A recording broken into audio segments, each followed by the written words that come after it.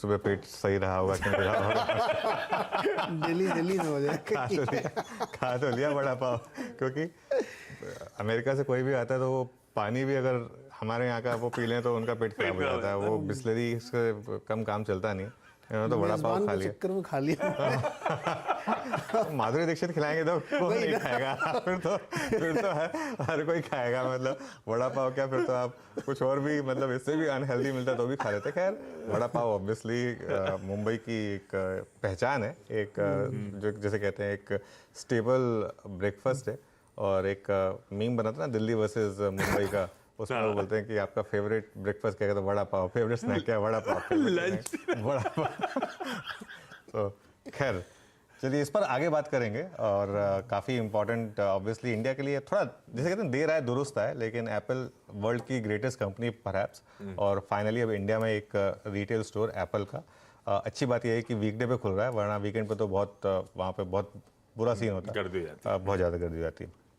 लेकिन इस सब की बात करेंगे। पहले एक इम्पॉर्टेंट चीज़ से मैं आज शुरुआत कर रहा हूँ आशीष, और ये मुझे इसका क्यों मिला, जब आप सुबह का शो कर रहे थे उसमें आप ये डिस्कस कर रहे थे कि कल टेक्निकली अगर देखा जाए तो FIs और वो जी की ब्लॉक डील के बाद अगर इतनी FIs ने बाइंग की थी तो टेक्निकली वो नंबर में रिफ्लेक्ट होना चाहिए था। वो क्यों रिफ्लेक्ट नहीं हुआ?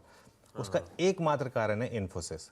कल इन्फोसिस में डिलीवरी सेलिंग हुई 3.1 करोड़ शेयर्स की, और उसको अगर आप एवरेज प्राइस से मल्टीप्लाई कर दें तो एग्जैक्ट नंबर बनता है 4000 करोड़। 4000 करोड़ की कल डिलीवरी बेस्ड सेलिंग हुई है। अब ऑब्वियसली इसमें से सारी FI नहीं है, लेकिन एक मोटा मोटा अनुमान लगाने के लिए मैं आपको बता देता हूं कि इसमें से कितनी FIs की रही होगी।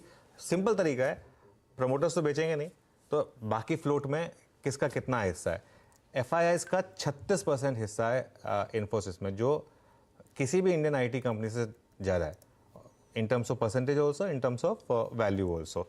और MF म्यूचुअल फंड है, उनका 18% के करीब हिस्सा है, और वो भी IT शेयरों में सबसे ज़्यादा। तो आप ये मान लीजिए कि जो 4000 करोड़ की सेलिंग हुई है, इसमें मोर और लेस 2500-2600 करोड़ के करीब FIs की सेलिंग हुई होगी, और बाकी के करीब म्यूचुअल फंड की सेलिंग हुई होगी। तो वो जो आंकड़ा है वो आपको बता देगा कि x of that actually FIs ने बाइंग की होगी। अगेन, हम एक्स ऑफ दैट सिर्फ एक एक्सप्लेनेशन के पॉइंट ऑफ व्यू से बोल रहे हैं। ऑब्वियसली इन्फोसिस में सेलिंग हुई है तो मार्केट में सेलिंग हुई है, इसका मतलब ये नहीं है कि आप इसको इग्नोर कर सकते हैं। लेकिन एक कल जो मार्केट में मूव था वो एक इंडिविजुअल स्टॉक स्पेसिफिक मूव था, या दो इंडिविजुअल स्टॉक स्पेसिफिक मूव्स थे। उसके अलावा मार्केट की इनहेरेंट वीकनेस बिल्कुल नहीं थी। एडवांस क्लाइंट ठीक ठाक था, बैंक निफ्टी ने आउट परफॉर्म किया था, बाकी सब कुछ ठीक ठाक था। अब ये सवाल आता है कि इन्फोसिस में क्या करें?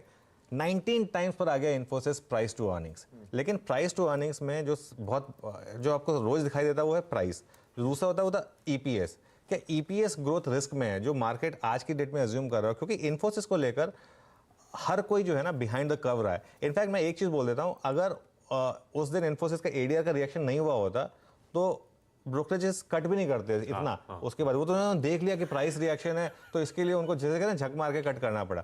आज की डेट में भी अगर आप देखें तो इन्फोसिस पे बहुत ओवर वैल्यूएशन, मतलब बहुत लोग ज़्यादा पॉजिटिव हैं, और वो मुझे लग रहा है कि एक अभी भी इन्फोसिस के लिए एक रिस्क फैक्टर रहने वाला है। और ये हो सकता है कि धीरे धीरे ग्रेविटेट करे। हो सकता है आपको 1100 से लेकर 1000 रुपये तक के भी लेवल दिखा दे इन्फोसिस, पॉसिबल है बिल्कुल। ऑब्वियसली वहाँ पर स्क्रीमिंग बाय बन जाएगा ये स्टॉक, लेकिन अभी के लिए यहाँ से आपको बहुत ज़्यादा सपोर्ट नहीं मिलेगा। रैली आएंगी 3-4% की कभी कभी, लेकिन उनमें सेलिंग आ जाएगी, ये प्रॉब्लम रहने वाली है। बहुत बढ़िया। कल का वो